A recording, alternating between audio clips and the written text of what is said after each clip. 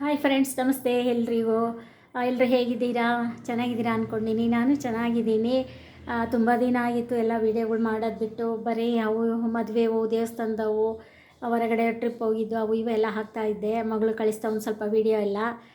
ಈಗ ಒಂದೊಂದೇ ಸ್ಟಾರ್ಟ್ ಮಾಡ್ತೀನಿ. ಈಗ ಸೋಪ್ ಮಾಡೋದು ತೋರಿಸ್ತೀನಿ ನೋಡಿ. ಏನು ಅಂದರೆ ಈ ಸೈಜಿಂದ 2 ಆಲೂಗಡ್ಡೆ ತೊಗೊಂಡಿದ್ದೀನಿ. ಈ ಸೈಜಿಂದು ಈ ಥರ ತೊಳೆದು ಹೆಚ್ಚಿ ಹಾಕ್ಕೊಂಡಿದ್ದೀನಿ. ಇದು ಮಿಕ್ಸಿಗೆ ಹಾಕಿ ರಸ ತೊಗೋಬೇಕು. ಇದು ರಸ ತೊಗೋಬೇಕು. ರಸ ತೊಗೊಂಡ್ಮೇಲೆ ರಸದಲ್ಲಿ ಇದು ಅಕ್ಕಿ ಹಿಟ್ಟು, ಇದು ಕಡಲೆ ಹಿಟ್ಟು, ಆಮೇಲೆ ಇದು ವಿಟಮಿನ್ ಇ ಟ್ಯಾಬ್ಲೆಟು, ಇದು ಮಿಕ್ಸಿಗೆ ಹಾಕ್ಕೊತೀನಿ. ಆಮೇಲೆ ಇದು ಸೋಪ್ ಬೇಸ್ ಅಂತ, ಇದು ಆನ್ಲೈನಲ್ಲಿ ಸಿಗುತ್ತೆ. ಸೋಪ್ ಬೇಸು ಇದು ಅರ್ಧ kg ಇದೆ.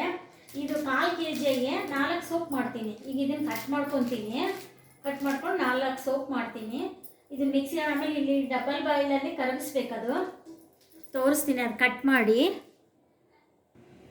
ನೋಡಿ. ಇದು 1/4 kg ಸೋಪ್ ಬೇಸು. ಇದನ್ನು ಪೀಸ್ ಮಾಡಿ ಕಟ್ ಮಾಡಿ ಕರ್ಗಕ್ಕಿಡಬೇಕು ಡಬಲ್ ಬಾಯಲ್ಲಿ.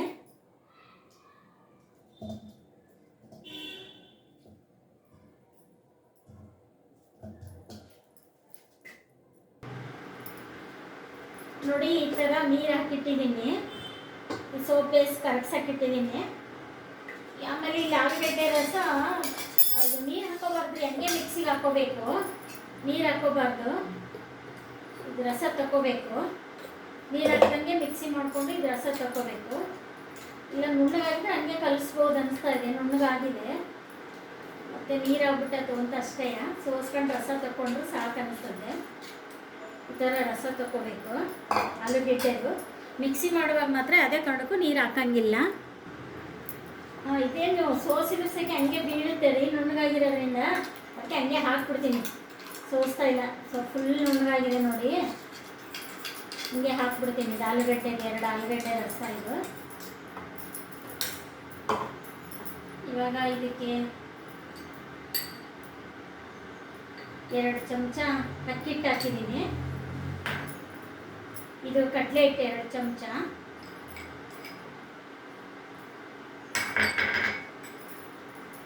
ಈ ಥರ ಎಲ್ಲ ಕಲಿಸ್ಕೋಬೇಕು. ಇದರಲ್ಲಿ 2 ಚಮಚ ಅಕ್ಕಿ ಹಿಟ್ಟು, 2 ಚಮಚ ಕಡಲೆ ಹಿಟ್ಟು ಹಾಕಿದ್ದೀನಿ. ವಿಟಮಿನ್ ಇ ಟ್ಯಾಬ್ಲೆಟ್ ಹಾಕಬೇಕು. ಇದು ನೋಡ್ರಿ, 1 ಸೋಪಿಗೆ 1ರಂತೆ 4 ವಿಟಮಿನ್ ಇ ಟ್ಯಾಬ್ಲೆಟ್ ಹಾಕ್ತೀನಿ. ಆಮೇಲೆ ಒಂದು ಸ್ವಲ್ಪ ಜೇನುತುಪ್ಪ ಹಾಕ್ತೀನಿ, ಒಂದು ಅರ್ಧ ಸ್ಪೂನು. ಮುಖದ ಮೇಲೆ ಗ್ಲೋ ಬರಲಿ ಅಂತ ಹೇಳಿ ಒಂದು ಅರ್ಧ ಸ್ಪೂನು ಜೇನುತುಪ್ಪ ಹಾಕ್ತಾ ಇದ್ದೀನಿ.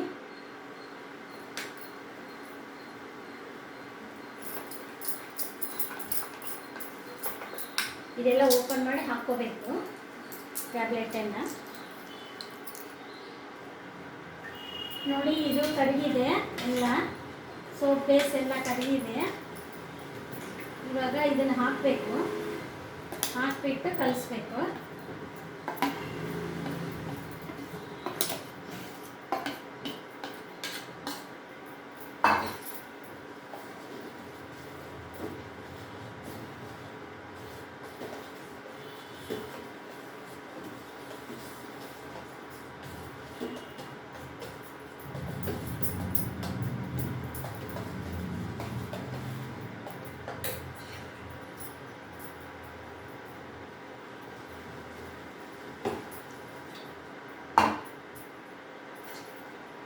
ಎರಡು ನಿಮಿಷ ಸ್ವಲ್ಪ ಇದರಲ್ಲಿ ಕುದಿಸ್ಬೇಕ್ರಿ.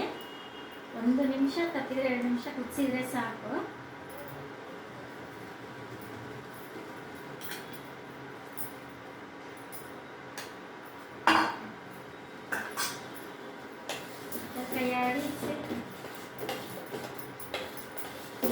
ನೋಡಿ ಗಂಟೆ ಏನಿಲ್ಲ.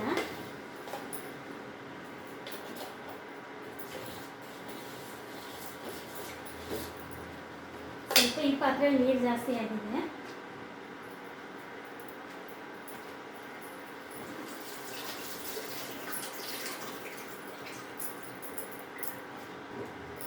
ನೋಡಿ ಇದು ಸ್ವಲ್ಪ ಚೆನ್ನಾಗಿ ಬಿಸಿಯಾಗಿದೆ. ಚೆನ್ನಾಗಿ 1-2 ನಿಮಿಷ ಕುದ್ದಿದೆ. ಇದರೊಳಗೆ ಈ ಥರ ಆಗಿದೆ ನೋಡಿ. ಇವಾಗ ಇದಕ್ಕೆ ಸ್ಟವ್ ಆಫ್ ಮಾಡಿಬಿಟ್ಟು ಇದಕ್ಕೆ ಹಾಕ್ತೀನಿ. ಸ್ಟವ್ ಆಫ್ ಮಾಡ್ತೀನಿ. ನೋಡಿ ಈ ಥರ ಹಾಕ್ತಾ ಇದ್ದೀನಿ.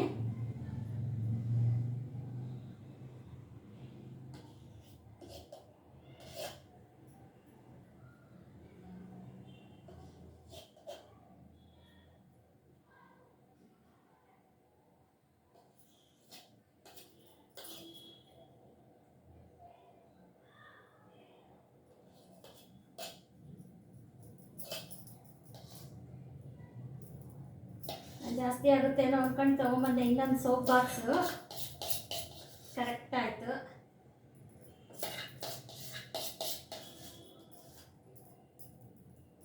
ಇದು ಸ್ವಲ್ಪ ಹೊತ್ತು ಒಂದು ಅರ್ಧ ಗಂಟೆ ಹಾಕ್ಬಿಡ್ಬೇಕ್ರಿ. ಇದು ಆಮೇಲೆ ಎಲ್ಲ ಹಾಕ್ತೀನಿ. ಇಲ್ಲಿ ನೋಡಿ ಲಾಸ್ಟಿಗೆ ಪಾತ್ರೆಗೆ ಹಾಕ್ತಿರುತ್ತಲ್ಲ ಇದೆಲ್ಲ ಸೋಪ್ ಲಿಕ್ವಿಡ್ ಬಳಸ್ತೀವಲ್ಲ ಅದರಲ್ಲಿ ಹಾಕೋಬೋದ್ರಿ ಪಾತ್ರೆ ತೊಳಿಲಿಕ್ಕೆ. ನೋಡಿರಿ ಇದು ಎಷ್ಟು ಕ್ಲೀನಾಗಿ ಸುಮ್ಮನೆ ಹಿಂಗೆ ಅಂದೋದಕ್ಕೆ ಇದೆಲ್ಲ ತೆಗ್ದಿದ್ದಕ್ಕೆ. ಆಮೇಲೆ ಲಾಸ್ಟಿಂದೆಲ್ಲ ತೆಗ್ದು ಈ ಥರ ಇಟ್ಟಿದ್ದೀನಿ. ಫೇಸ್ಗೆ ಯೂಸ್ ಮಾಡ್ಕೋಬೋದ್ರಿ. ಇದು ಫೇಸ್ಗೆ ಇದು ನೋಡಿರಿ ಇದು ಲಿಕ್ವಿಡ್ ಈ ಪಾತ್ರೆ ತೊಳಕ್ಕೆ ಯೂಸ್ ಮಾಡ್ಬೋದು. ಈ ಪಾತ್ರೆಗಿಂದೆಲ್ಲ ತೊಳೆದ್ನಲ್ಲ ಅದೇ. ನೋಡಿ ಈಗ ಮಾಡಿ ಇದು ಅರ್ಧ ಗಂಟೆ ಆಯಿತು. ಅರ್ಧ ಗಂಟೆ ಒಳಗೆ ಗಟ್ಟಿ ಆಗಿಬಿಟ್ಟಿದೆ ನೋಡಿ ಈ ಥರ. ಆಮೇಲೆ ತೆಗೆದು ನೀವು ಗಾಳಿಗೆ ಇಡಬೇಕು. ಇದು ಸೋಪ್ ಮಾಡಿದ ಏನು ಗೊತ್ತಾ, ಒಂದು ತಿಂಗಳು ಬಿಟ್ಟು ಬಳಸಬೇಕು. ಇದೊಂದು ಚೂರು ಗಟ್ಟಿಯಾಗಬೇಕು. ಇನ್ನು ಸ್ವಲ್ಪ ಒಂದು ಗಟ್ಟಿಯಾಗಿದೆ, ಇನ್ನೂ ಒಂದೆರಡು ಆಗಿಲ್ಲ. ಸರಿ ಇನ್ನು ಸ್ವಲ್ಪ ಆಗ್ತಿದೆ. ಇದು ಬಂತಲ್ಲ ಅಂತ ಅದು ತೆಗಿಯೋಕೆ ಹೋದೆ, ಯಾಕೋ ಬಂದಿಲ್ಲ. ಆಯ್ತು, ಇನ್ನೊಂದು 10 ನಿಮಿಷ ಬಿಟ್ಟು ನೋಡೋಣ. ನೋಡಿ ಇದೆಷ್ಟು ಚೆನ್ನಾಗಿ ಬಂದಿದೆ. ಇದು ಬಂತು ಅಂತ ಅದು ತೆಗಿಯೋಕೆ ಹೋದೆ, ಅದೇನು ಸ್ವಲ್ಪ ಕೆಳಗೆ ಹಸಿ ಇದೆ. ಆಮೇಲೆ ಮಾಡಿ ತೋರಿಸ್ತೀನಿ. ನೋಡಿ ಈ ಥರ ಬಂದಿದೆ ಸೋಪು. ನೋಡಿ ಮಾಡಿ 1 ಗಂಟೆ ಮೇಲೆ ಇಷ್ಟು ಗಟ್ಟಿಯಾಗಿದೆ. ಎಷ್ಟು ಚೆನ್ನಾಗಿ ಬಂದಿದೆ ಅಲ್ವಾ ಸೋಪು. ಆರೋಗ್ಯಕ್ಕೂ ತುಂಬ ಒಳ್ಳೆಯದ್ರಿ. ಮನೆ ಮಾಡಿ ಯೂಸ್ ಮಾಡಿದರೆ ಮನೆ ಮಾಡಿದ ಸೋಪ್ ಯೂಸ್ ಮಾಡಿದರೆ ತುಂಬ ಆರೋಗ್ಯಕ್ಕೆ ಒಳ್ಳೆಯದು. ಕಲರ್ ಬರ್ತೀವಿ, ತುಂಬ ಚೆನ್ನಾಗಿರುತ್ತೆ ಎಲ್ಲ. ನೋಡಿ ಈ ಥರ ಸೋಪು.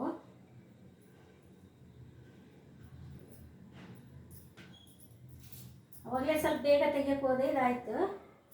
ಮಾಡಿ 1 ಗಂಟೆ ಬಿಟ್ಟರೆ ಇಷ್ಟು ಚೆನ್ನಾಗಿ ಬರುತ್ತೆ ನೋಡಿ ಸೋಪ್ ಇದು.